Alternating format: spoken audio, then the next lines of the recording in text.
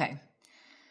I have been looking at like stronger Slavic, European, heroes, warriors, goddesses, etc.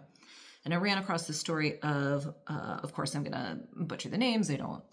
Um, so Marya Morevna, I think is how you say it.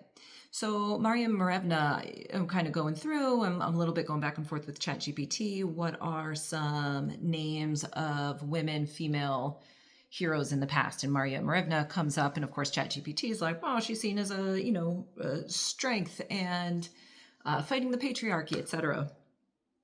And so I'm like, oh, interesting. And I look up this fairy tale, and it's such a weird story. First of all, it's told in there's a Belgium version, there's a Russian version, there's all kinds of versions of it, right? But the basic of it is Marya Morevna is this princess or just somebody who lives in a castle. I don't know if it's always a princess, right? Some version of this woman who lives in a castle. There's some of these fairy tales start with Ivan marrying off his three sisters. Doesn't seem to be really as much part of the story, but whatever. So Ivan, oh yes, it does later on. Okay, I'm making some connections. Okay, so Ivan marries off his three sisters. Now he's got three brothers-in-law who shapeshift.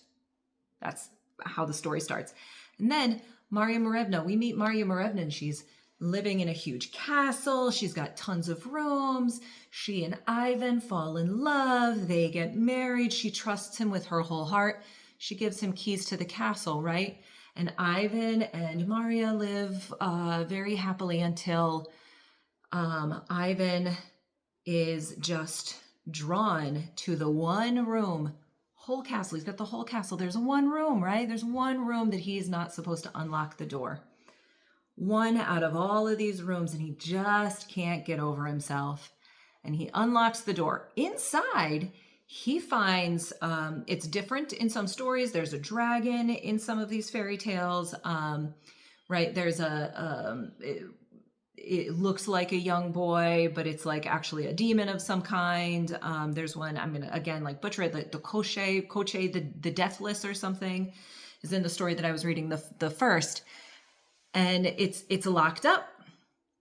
And Ivan sees this creature locked up. It's been locked up for a very long time. And the creature is like, oh, Ivan, please help me. I'm so sad and lonely and tired. And Ivan, without telling Marya, gives, in some stories, Koche gives water, right? Does it 3 times. We're told that he doesn't do it just once. He does it multiple times.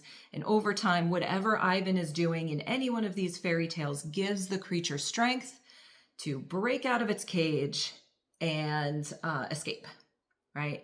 And in, I think, all of the stories, whatever the creature is, kidnaps Marya and takes her away.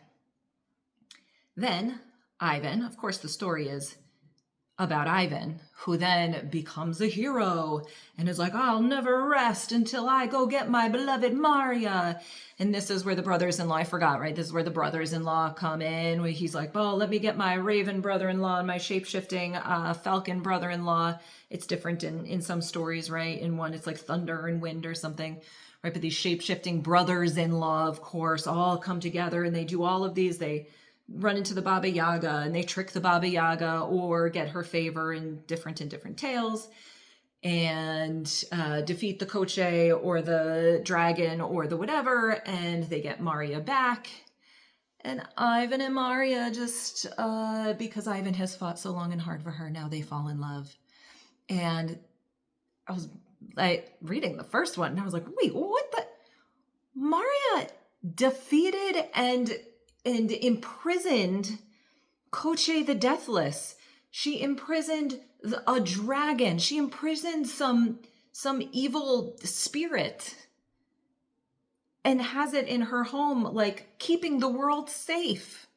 Where's that story? First of all, that seems kind of important that she's got, that somehow her and her family, maybe previous before her, like, right, she's the keeper. She's been trusted as the keeper of this evil creature if she didn't herself capture it, right? She is a powerful, strong, independent, living on her own woman entrusted with the keeping of this thing. Ivan, who ends up being the hero of the story somehow, falls in love with her, lets her trust him, gets the keys, and lets it out. How is he the hero of the story? In none of these stories is he like, oh my God, I'm so sorry. I should have listened to you. You told me not to go in that room, and you didn't tell me there was a demon in there, and I let it out. Why does he get to be the hero? And why all of a sudden is she some maiden that can't, right? She's like, well, Ivan, thank you so much for freeing me. This story is bizarre. And just like doing some research and looking at, something a lot of the research is showing, like just kind of a lot of different like people talking about it. One thing that you notice is what's not said in this story. And it's interesting, right? Because this is a fairy tale that's now written in some places, but it's mostly based on word of mouth, right? These stories were handed down in tales. And a lot of the different people talking about it were talking about like how over time, very conveniently, parts of stories get left behind when they don't work with the narrative that we're trying to portray, right? So I'm assuming at some point there was knowledge or understanding of how this dragon or demon or Koche the Deathless becomes imprisoned in this room, in this castle where Marya is the keeper and the protector of the room. And that's the woman is the hero of the story. And that all gets erased so that Ivan can become the hero. And it's interesting that Marya can't also be, right? It can't be a party of Ivan and Marya, the sisters, and the shapeshifters. It's Ivan who calls in his shapeshifting brothers-in-law, right? It's super patriarchal. I just think it's suspect. Okay, it's a little sus that Marya doesn't get to play any part in this, right? That in so many of these stories, the woman is just like incidental, and then she becomes somebody to rescue, of course. Right? So talking about like the erasure of Marya, Ivan's betrayal is reframed as heroic necessity rather than moral failure. It talks about how Koche, right? Koche is because there's an evil force. All of the blame gets put onto the evil force, and we don't take a look at Ivan's behavior, right? And so this is all a hero story, where it's like Ivan and Baba Yaga and the brothers-in-law, and there's some horse in a couple of versions, which is, I don't know, I haven't read all of the details, whatever, but there's like a horse involved, and right. So instead of Ivan having any moral responsibility, all of the guilt is put onto the evil, because the evil got freed and kidnapped, which of course I'm assuming, right? We're assuming that it's an evil force that should have stayed locked up or defeated, I guess, right? It's a fairy tale. But like all of the blame goes onto the evil instead of any responsibility going to the human involved in the story. And then also, of course, the downgrading of Marya from sovereign warrior to abducted maiden, right? So she goes from being a warrior, a hero, a heroine, an owner of a castle, a keeper of the prison, right? She is the strong keeper of the evil demon that's locked up. And she has no reason to believe that Ivan is going to betray her, and yet he does. And some of the research that I'm looking at, it's like they can't handle having two protagonists, right? They can't handle having both. And so Marya gets erased.